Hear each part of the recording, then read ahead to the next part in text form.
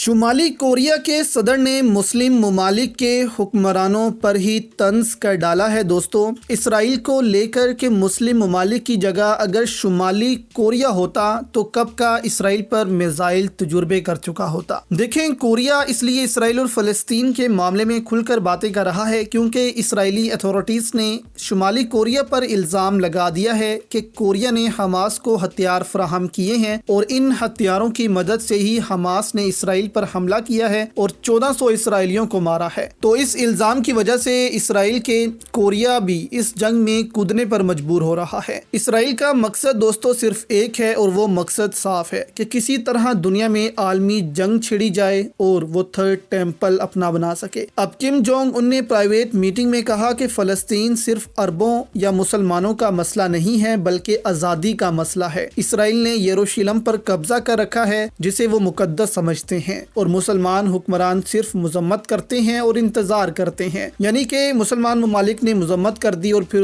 اس کے بعد انتظار کیا کہ خود ہی سیز فائر ہو جائے گا، عالمی طاقتیں سیز فائر کروا لیں گی۔ کوریا نے کہا کہ اگر ہم ہوتے ہم اسرائیل پر اپنے تمام جوہری میزائل تجربے کر لیتے۔ تو یہ بیان اب شمالی کوریا کی جانب سے اتنا خطرناک بیان آیا ہے، مسلم دنیا کے بھی دوستوں ایک دفعہ کان کھڑے ہو گئے ہیں یہاں پر۔ دیکھیں، شمالی کوریا چھوٹا سا ملک ہے، اسرائیل سے بھی چھوٹا ہوگا، لیکن اس نے اپنی آزادی اس قدر محفوظ بنا لی ہے کہ آج امریکہ بھی اس سے ڈرنے لگ گیا ہے۔ اپنے میزائل یہ دنیا کو شو ہی نہیں کرتے۔ پاکستان تو چلے میزائل دنیا کے سامنے رکھتا ہے کہ یہ ہم نے تجربہ کیا ہے، اس کی رینج اتنی ہے، اتنے کلومیٹر تک مار کرے گا، لیکن شمالی کوریا کے پاس ICBM میزائل بھی ہیں، اس کے بعد بیلسٹک میزائل بھی ہیں، حالانکہ ہائیڈروجن بم بھی وہ بنا چکا ہے۔ کہا جاتا ہے کہ جب شمالی کوریا نے ہائیڈروجن بم کا تجربہ کیا تھا تو مہینوں تک آس پاس کے ممالک میں زلزلے بھی آتے رہے تھے۔ تو یہاں پر امریکہ کو بھی خطرہ ہوتا ہے کہ یہ نہ ہو کہ ہم کوریا پر حملہ کر دیں اور کوریا پھر ہم پر ہائیڈروجن بم مارتے،